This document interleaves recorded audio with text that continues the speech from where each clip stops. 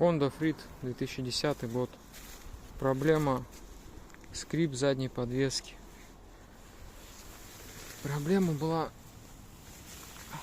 вот в этом механизме.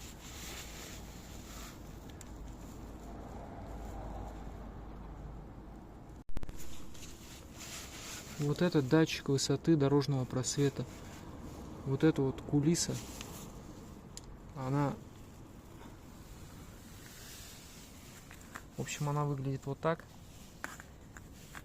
То есть здесь все закисает и начинается неприятный скрип. Начал снимать, убедился, что здесь все намертво закисло, сломалось.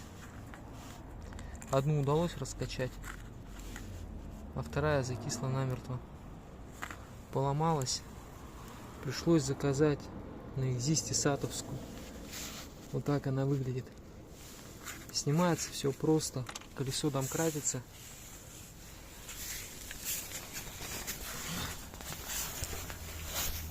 Держится на 3 болтах.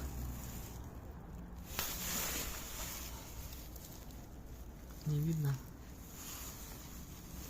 В общем, один здесь на балке. Вот он. Второй вот здесь. Здесь 2. Снимаете это все, разбираете.